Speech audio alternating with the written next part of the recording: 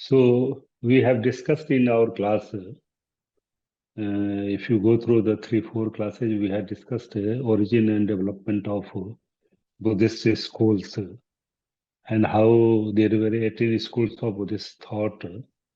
We have discussed by the time of Third Buddhist Council, when Ashoka was the king, and how these 18 schools of Buddhist thought were divided into two main groups, Theravadins and Mahasanghikas. Theravadins were 11 in number and 7 were Mahasanghikas. So, and we had also discussed that how there were only 4 major philosophical Buddhist sects or schools, namely Vaibhasik, Sautrantric, Madhyamik, and Yogacharyas. There were 3-4 schools of Buddhist thought which generally people are studying. But in our syllabus, the main emphasis has been given on the Mahasanghikas, that how Mahasanghikas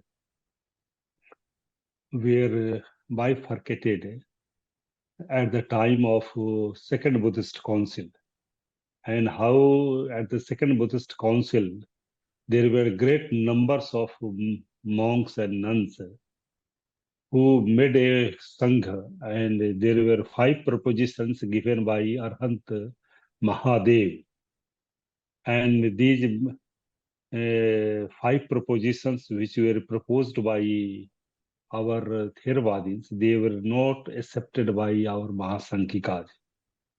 So today we are going to discuss the historical development of Mahasanghikas. So at the time of Second Buddhist Council, the origin or the formation of Mahasanghikas were done. And in the Second Buddhist Council, if you go through the causes of the holding the Second Buddhist Councils, there were 10 Vathunis. There were 10 points on which the Second Buddhist Councils was convened, or teachings of the Buddha were rehearsed. And these 10 points which were not accepted by to the Mahasanghikas, and they formed another group. Since their number of the monks were very high, that is why they were called as Mahasanghikas. There were more than 700 people who were belonging to the Mahasanghikas. The Theravadins, who were in a small number, but they were strict to their orthodox teachings of the Buddha, which they had received from the mouth of the Buddha, and they were following the Vinaya. And on the basis of the Vinaya, which were provided in the Parajika, Pachitya, Mahavagga, and Chulvagga, the text in which all the rules and regulations which were put by the Blessed One, 227 rules for the monks and 311 rules for the nuns.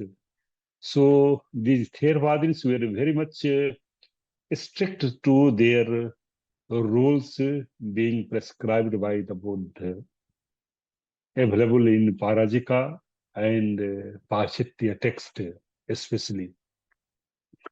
But some of the monks who were not accepting these rules, regulations, which are coming from the traditions from the time of the Buddha, and they were not following the rules, and these were the 10 points on which Ther convened the Second Buddhist Council, and the king was Kala Soka. And since after this, it was not successful, this Second Buddhist Council, and most of the points were not accepted by the non-orthodox, that is the Mahasanghikas, and they formed a new Sangha that is called as Mahasanghikas. And they also hold in the another council, just after the second Buddhist council, they hold another Buddhist council to show the superiority of their thoughts that we are the superior one. And Mahasanghikas were the roots for the development of our four major Buddhist schools of the thought, namely Vaibhasikas, Sautrantikas, Yogachara, and Vijnanvadin. Yogachara and Sautrantik. So these are the development. Now in our previous class, we had discussed about the salient features of our Vaibhasika schools of thought, Buddhist thought, Yogachar or Vijnanavadins, what are the major salient features of this school. Then we had also discussed about the Madhyamik and Yogacharins. So we had also discussed.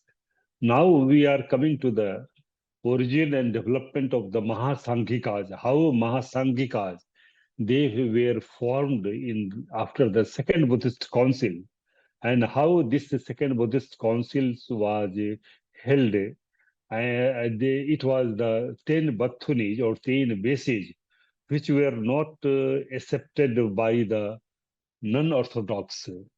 They were not following the rules, and they were not following the some of the Parajika or Pachitya rules, and then they formed another rule. So this was the traditions which prevailed, and by the time of Third Buddhist Council, the 18 Buddhist schools of thought were formed. So this was the so now we are going to discuss about the what are the salient features of our Buddhist thought in very brief manners. So we'll discuss that what was the main reason for arising of the Mahasanghika.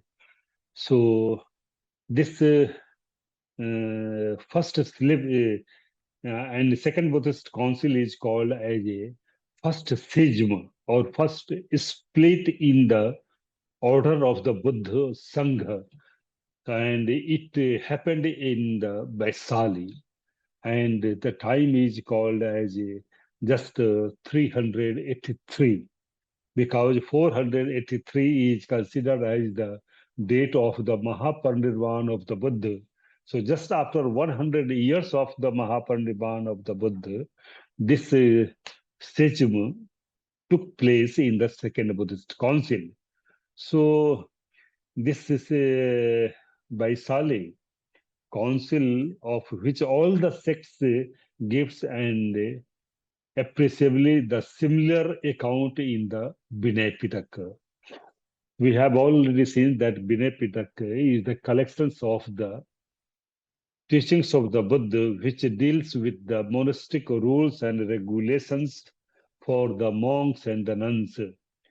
And these Vinay Pitaka has the 5 books, namely Parajika, Pachitya, which form the Vibhanga, and then Mahavagga and Chulvagga, they are forming the Khandaka, and the last group is called as Parivar. Parivar is the independent text. So there are altogether 5 texts.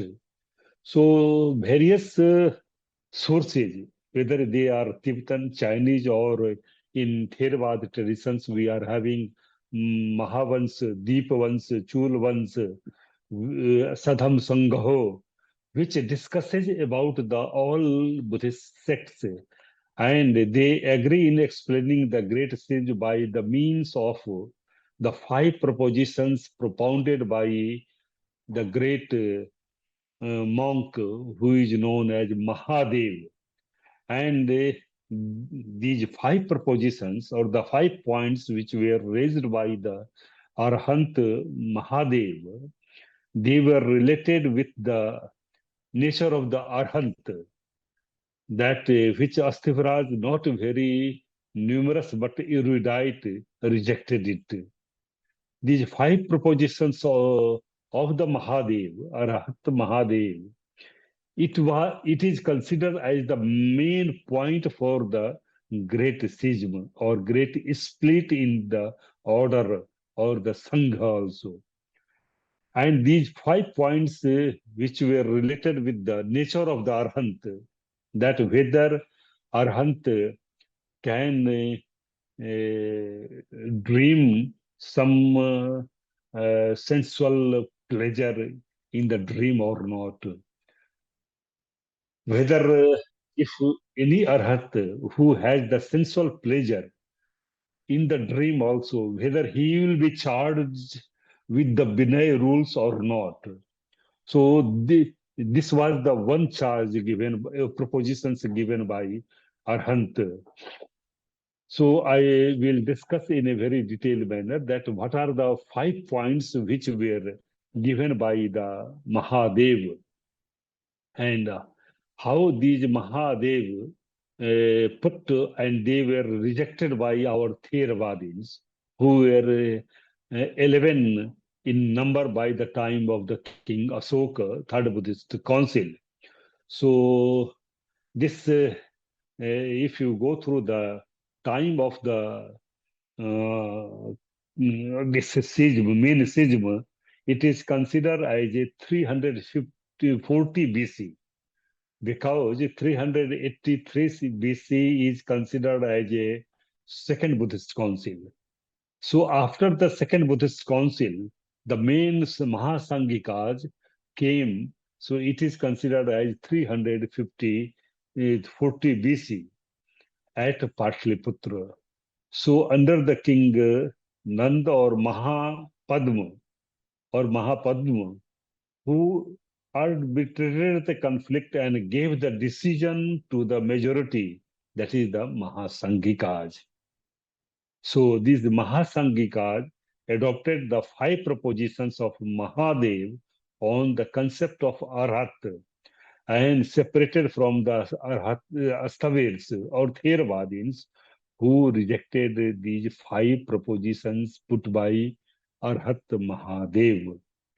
So we know very well that who is the Arhat.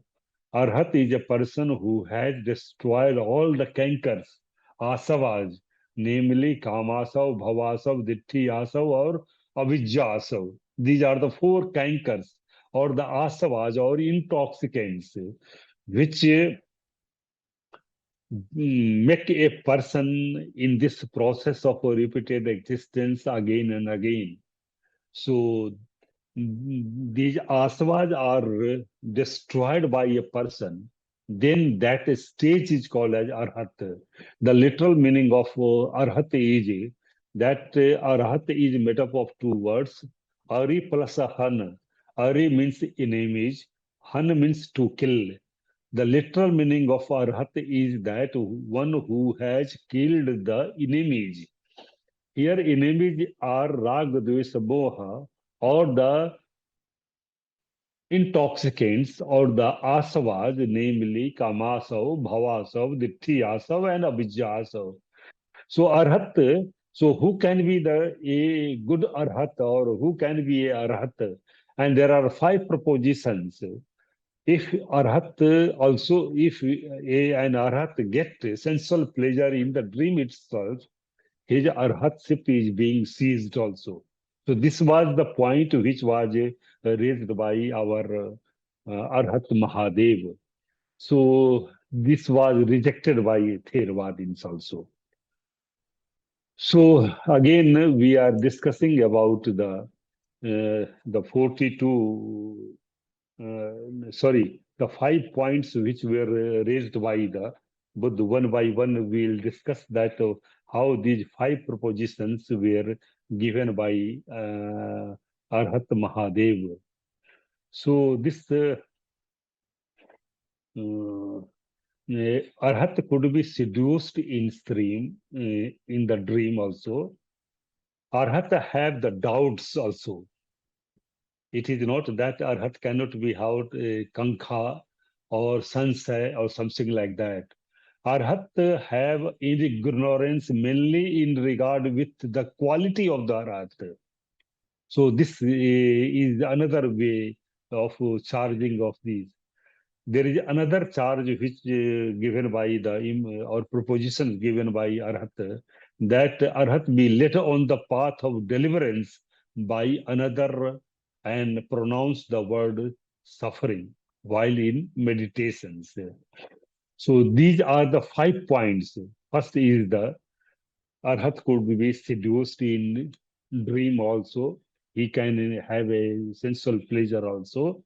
And Arhat can have doubts also. Third is the Arhat have the ignorance mainly regard with the quality of the Arhat. And the fourth is the be led on the path of the deliverance or vimutti or nirvana. And the last is that Arhat can pronounce the word suffering. So these are the points which were proposed by Arhat Mahadev, and they were rejected by our Theravadins schools of Buddhist thought. So these 5 propositions were approved by some venerables and wise monk as Nag, Sthirmati, and Prachya. So the conflict which provoked a council which was gathered at Patliputra, capital of Magadha. So the king of the country, probably one of the Nandas who were asked to arbitrate to decide in favor of the most numerous group in accordance, it seems, with the rules which were prescribed by the Buddha in Vinaya Pitaka. So the supporters of Mahadev being in more numerous, so now the Mahadev had a great, you can say, supporters of the monk. That is why it is called as Mahasangha or Maha. And the followers of Mahadeva are called as Mahasanghikas. So they were the supporters of the Mahadev were very, you can say, large in number, and this owned the case and took the name of Mahasanghika. So then opponents who claimed to compensate for their inferiority in number by greater orthodoxy took the name of Astavirs. So Astavirs are or Astavirvadins who are holding a school that they are holding the teachings of the Buddha coming from the traditions at the time of the Buddha or from the Theras or Astaviras or the great elders who had heard the teachings of the Buddha directly from the mouth of the Buddha and the tradition of the Astavirs. So, in that sense, they took their names as Theravadins. It is another that in the second century AD, there were 9 Bapuli Sutras. Out of the 9 Bapuli Sutras, there is a one text which is called as Sadhan Pundrik Sutra. In the Sadhan Pundrik Sutra, there is a mention of the Hinayan. Here, Hinayan, which has been proposed by the Sarvastivadins or Mahayana persons, in the sense that their vehicle of getting a state of eternal bliss is the great one. Since they consider all the human beings for getting a state of eternal bliss. But in the case of Astavirvadins, they took or they generally take oneself or himself for the liberation or for the getting a state of eternal bliss. Since they think of themselves only, not for the others. In that sense, the Mahayanist claimed that their vehicle of getting a state of eternal bliss is the great one. And since they are considering the state of eternal bliss for themselves only, their aim or their goal is the limited, and in that sense it is the lower one. So in that sense it is called as Hinian. But Astavirvadins, they claim that we are holding the teachings of the Buddha directly from the traditions which were taken by the Buddha, and they, in succession of the teachers, Acharya Parampara, it is handed from one tradition, Acharyas to another Acharyas, and they are holding the Vada. So in that sense, their teachings or their thoughts are the also great one. So if you go through the proceedings of the Second Buddhist Council, which was held in Vaisali at the time of King Asoka, King Kala Asoka, and this Mahasanghika, who also hold their own council separately in Patliputra, just after the Second Buddhist Council. So that is why it is called as 383 is the Second Buddhist Council, and 330 or 40 is for the origin of the Mahasanghikas. So this Mahasanghikas were which if you compare all these stories which were available in the council's proceedings, it seems that Mahasanghikas first had their main seat east of Magadha. So if you go through the historical analysis, then you will find that this Mahasanghikas had their main seat east of the Magadha. But it seems to be earlier than Ashoka, because in the Ashoka time, Third Buddhist Council, which was held at Patliputra in the 230 32 BC. So from the Mahasanghikas, this the 4th century to beginning of the 3rd century BC is considered as the period of Mahasanghikas. So at the beginning of the 5th century AD, Pahiyan also formed that there is a Vinay Pitaka and a Vidharma Pitaka at a Patliputra of Mahasanghikas.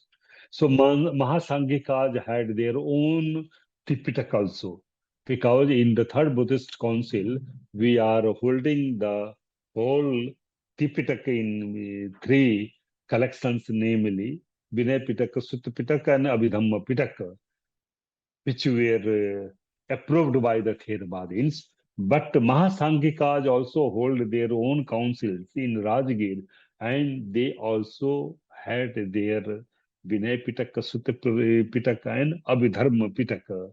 And Bhaiyan writes in his memoirs that at Patliputra there was a Vinay Pitaka and a Abhidharma Pitaka in the 5th century AD. These two belonging to the Mahasanghikas were available. Later on, we are not having the books or the collections of the Vinay Pitaka and Abhidhamma Pitaka. So, in the beginning of the 7th century AD, Xuanzang or Huanchuang also notes their presence in the view west of the Kashmir. So there is a tradition that how this Mahasanghikas also went to our Kashmir area also. Some of the scholars like Professor Charles Wilben of Belgium, he says that after the Third Buddhist Council, when the 9 emissaries were sent to different parts of the world by the King Asoka. So Mahendra and Sanghamitra, they were such dispatched to Sri Lanka. And if you go through the route of the traveling of Mahendra and Sanghamitra, then you will find that how the Mahasanghikas also reached to our Kashmir area or Gandhar area. So it is said that the Theravadins, after the third Buddhist council, the monks who were associated with the Mahendra, Mahendra first of all comes to Sachi, Avanti, or Ujjain of our India, and he stays there for some time with a band of monks or Sramners there also, and he visits the residence of his mother Bidisa there also, and after meeting the Bidisa with the band of scholars or the monks, he comes to Avanti, from Ujjain to Avanti, Avanti to Lat of Gujarat. And from Gujarat, they are coming to the coastal area, Andhra Pradesh coastal area. And from Andhra Pradesh, by the sea route, they are going to the our Sri Lanka, known as Tamparni, Tamraparni. And from here, there is a school which developed that is called as Vibhajyavad. The persons from the Andhra coastal area with the Mahendra and other band of monks and nuns who were traveling with the Mahendra, they also reached to Sri Lanka. And the persons who reached to Sri Lanka, that school is called as Vibhajyavad. They were more analyzing the teachings of the Buddha in different forms or different manners also. By analyzing the teachings of the Buddha in different manners, like by the Panchakhandha, Dwadasayita, and Atharas Dhatu, or in different other categories also, they were called as Vibhajyavad. Vibhajyavad is in the sense of Vibhajan Athena Vibhangam, that which makes an analysis of the teachings of the Buddha, they are called as Vibhajyavadi. And the follower who believes in the analyzing of the teachings of the Buddha are called as Vibhajyavad. And the persons who did not go to Sri Lanka from the Andhra coastal area, they went to our Kashmir region. The persons, those who reached there, they were called as Mahasanghikas.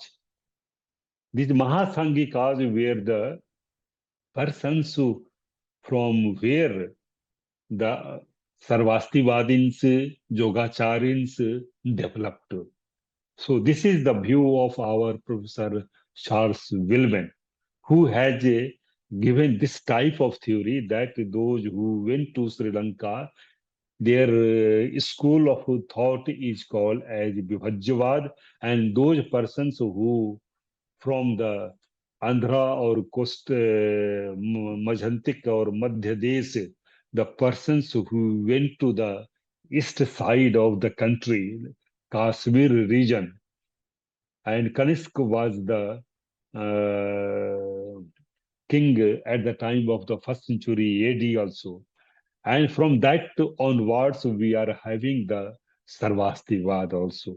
So Mahasankhikas were the persons who were who reached Kashmir, and from there, this our Sarvastivad and other Buddhist schools of thought were developed. So this is the one view that how this region developed, and from Kashmir to another area like Gandhar, Afghanistan, the Sarvastivad or Yogacharyans or other schools of Buddhist thought were developed. In Gandhar or in Afghanistan, we are having the monasteries related with the Mahasanghikas also. In Afghanistan, we are having the monasteries of the Theravadins, Asthavirvadins, as well as the monasteries of the Mahasanghikas also. And there are monasteries of Sarvastivadins also, Vaibhasikas also. So in Afghanistan, we are having such type of monasteries also. And since there were monasteries, all the Tipitak belonging to the Theravadins or belonging to the our Sarvastivadins, they were available there in Afghanistan. In Afghanistan, we are having so many manuscripts also. So manuscripts which are available in not in Indian script, but in their own script, Gandhari script or other script. Narlas Datta has written this Vinaya on the basis of the Gilgit manuscript. These are available in 2 volumes published by Ascetic Society, Kolkata. So these 2 texts are giving the origin and development of the Mahasankhikas.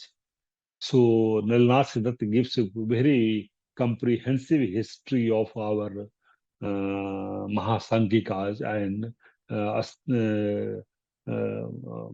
Sarvastivadins also. So, this is the Swan Chang, and at the end of the Ith Singh also in the 7th century AD, there is a slight more complete picture about the Mahasanghikas who were found in the Magadha and in the north and south of the India. First of all, from the Mahendra and Sanghmitra, in the second Buddhist council, which was held at the time of King Akal Asoka in 383 BC. So this is the consider that Magadhi is the starting point of the Mahasankhikas, and so from there they developed. But these Mahasanghikas were rejected in Ceylon also. In Ceylon, by the time Acharya Buddha Ghosh went in 5th century AD, we are also having the references of the Abhaygiri Mahavihar.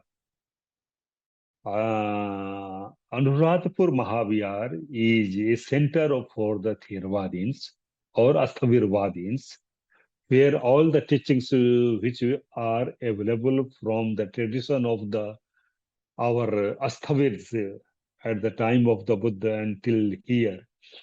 So this is the school of Buddhist thought which is called as Asthavirvadi. And Mahasanghikas, they were not following the teachings of the Buddha. So they are called as Mahasanghikas, and these are available in our other script also in Abhaygiri Mahavihar. So in Abhaygiri Mahavihar of Sri Lanka, which was not given any royal patronage also, but there were studies related with the Sanskrit grammar, Sanskrit astronomy, Sanskrit astrology, or Sanskrit poetics, or the books which are available in our Abhidharma Pitak also. And even it is said that Acharya Buddha Ghosh, who wrote Visuddhi Magga, so the base of the writing of the Visuddhi Magga was the Vimutti Magga, which was available in Abhaygiri Mahavihar in Sanskrit language. And this Vimutti Magga has also 23 chapters and Visuddhimagga has also 23 chapters. And all the technical terms which have been defined in the Visuddhimagga, they are also available in the same Sanskrit form in our Vimuktimagga also. So that is why people are having views that Vimutti Mag may be considered as a base for writing of Visuddhi Mag by Acharya Buddha Ghosa. So this is the another you can say. So this it Singh also gives a very different manners, and Mahasanghikas were found in Magadha and the north and south of the India. So they were not accepted by Sri Lankans. They were introduced slowly into the islands of the Sounds and few representatives at Shensei. So in the Vinay Pitaka, there is a preface by a, a scholar who has written Ekuttar Agama, which is available in Kharosthi script and in other than our Roman, Devanagari lipi or script. So this Ekuttar Agama, which is the late one and must belong to them, gives some indications about their canons. So Mahasanghikas also give their text of all the Vinay Pitaka, Sutta Pitaka, and Abhidhamma Pitaka. So this considers their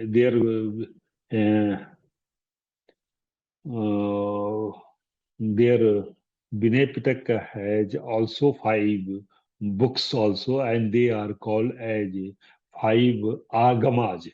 So in Sanskrit, we are having the term of agam. Agam is the shastra available in the Sanskrit. So here also the Vinay, which is available in Mahasanghika, it is translated into Sanskrit everywhere in Delhi or in South also. People are not comfortable in going through the original Pali text or other text also. They try to locate their positions that if where it would have been written in the present time, so how it would have been written. So this Sanskrit became the main vehicle or main, you can say, mm, source of writing of the books in Buddhist hybrid Sanskrit or BHS, Buddhist hybrid Sanskrit, or the text which were available in Sanskrit also. So this Vinay Pitaka in five parts and Abhidharma Pitaka having the seven books and a separate Sutta Pitaka, which is made up of five agamas also. In Pali Theravada traditions, we are calling it as a Athaviravad, school of thought, but a school of thought we call it as a the same one. So this is the view of the Ekottara Agama.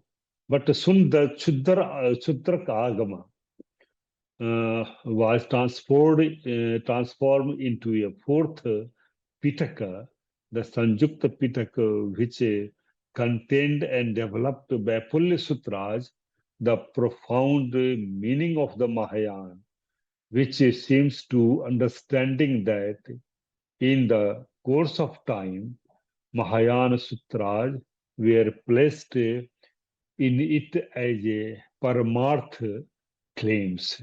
So this is the most important point which is said in the book also. And here it is said that as soon as the Chudraka Agama was transformed into a form, fourth Pitaka, the Sanjukta Pitaka, which contained and developed Betulyavad or Baipulya, the profound meaning of the Mahayana, which permits the understanding that in course of time, so Mahayana Sutras were placed in it as a Paramartha claim. So